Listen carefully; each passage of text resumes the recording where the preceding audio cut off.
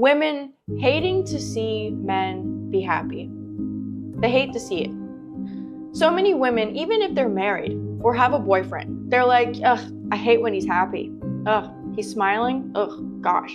Like, I don't understand that. I don't understand why a woman would want a man to be unhappy or why she just doesn't feel comfortable when he is happy. It is a sign of insecurity. It is a sign of... Influence tends to work best when someone's confidence is low, and a man who's genuinely content doesn't respond to pressure the same way. When he's grounded and self-sufficient, the usual levers simply don't move him. This is why women attack men when they're happy. Women attack men when men are happy? Mm-hmm. What's an example? Oh, like sports. Exactly. Ugh, he's so full of himself. And we'll do something to take him down. So wait, why do women do that? Because happiness and power comes together in a man's body, and the power is scary. And so we have to diminish the power. So we will attack them when they're happy. They come home, they caught a big fish, or whatever it was they did. If it wasn't something that I did that gave you that feeling, then that's a problem. We never say, you hurt my feeling. No.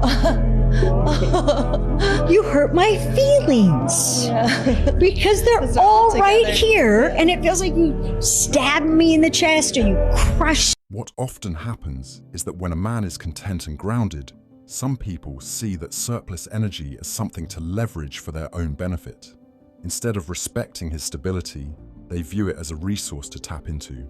That's usually when he starts becoming more selective about where his time and effort go. Nothing makes a woman more angry than seeing a man happy. Okay, especially happy with your own personal life. If you're around a woman or if you're dating a woman and she sees you're genuinely happy, she's sitting there going, well, look how nice of a guy this guy is, going on in his own life, going about his own time, going about his own terms, liking what he's doing, in a state of peace. Oh yeah, watch her try to add some confusion and some complexity.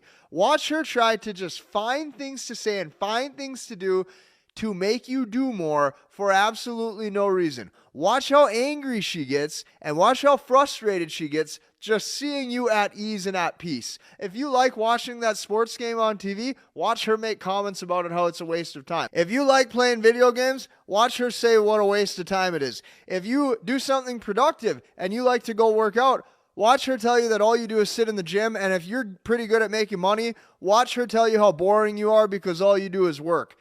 No matter what, you will not be able to win because their natural nature is to deceive you. What stands out is the idea that happiness is only valid when it's filtered through her approval. When fulfillment outside that dynamic is dismissed, some men simply adjust and step back from dating altogether. At a certain point, if the experience feels conditional or one-sided, it stops making practical sense to participate. Y'all, being single is actually really fucking nice. Holy shit, after being in a relationship and experiencing it again, so much freedom. You don't have to worry about another person, their actions, or how they hurt you. You have so much more opportunities. I forgot what this felt like.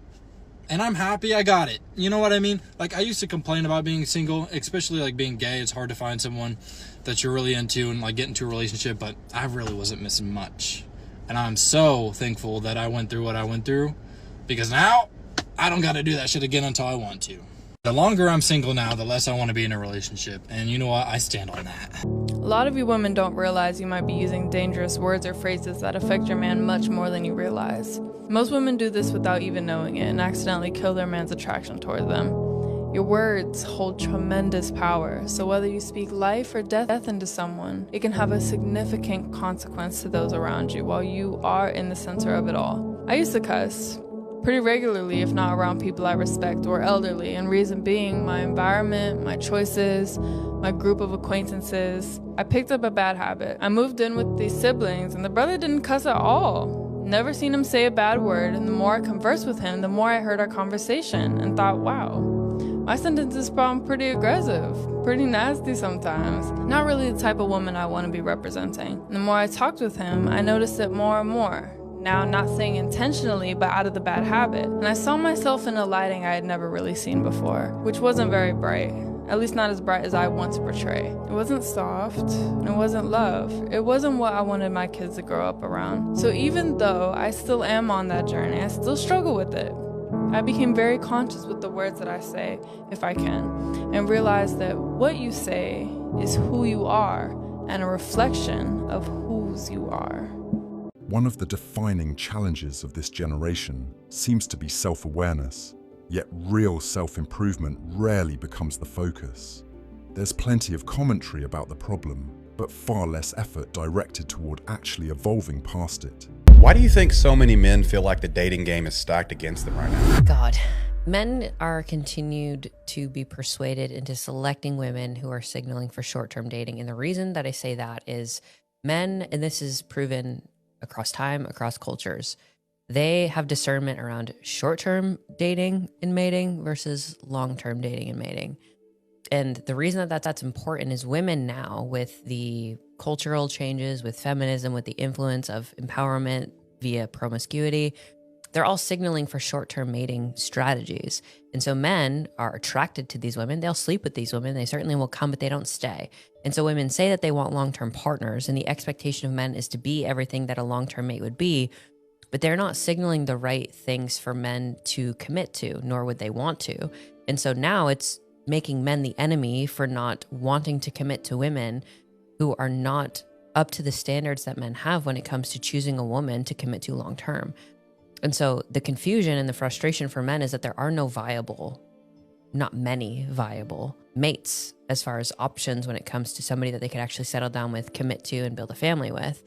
And so the frustration for men is valid. They're not confused, they're wise. And women can either continue to attack men and say that they shouldn't have standards, or they're insecure, or they're controlling, or they're whatever they want to label them, to deflect any level of accountability or awareness around maybe their behavior or the way that they present themselves or how they carry themselves or their history with access and sexuality is not at all what men actually want nor look for when it comes to a woman to settle down with.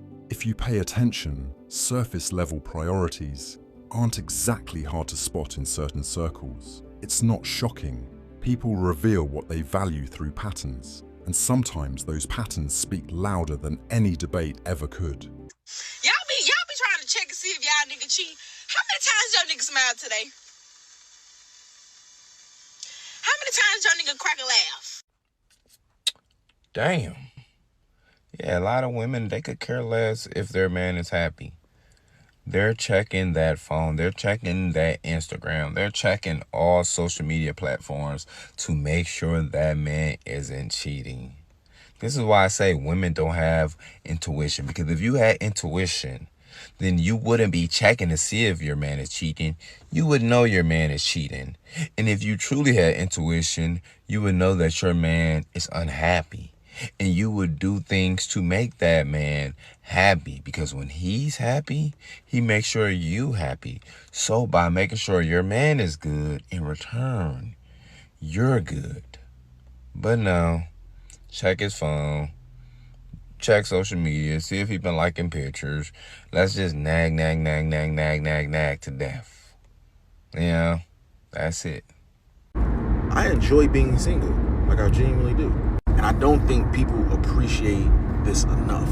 Like, don't get me wrong, of course it's great to find your person all at X, Y, and Z, right? But I'm saying I enjoy being single in the sense of me not rushing into literally nothing. Like, not even trying to be in a relationship. Just not rushing at all. A lot of times y'all be rushing into relationships and asking for certain things from the man above, but y'all don't even be ready to receive those gifts. So next time you asking for a relationship or you asking for something, make sure you're in a position to receive those gifts from the Most High. Taking time to understand yourself changes everything.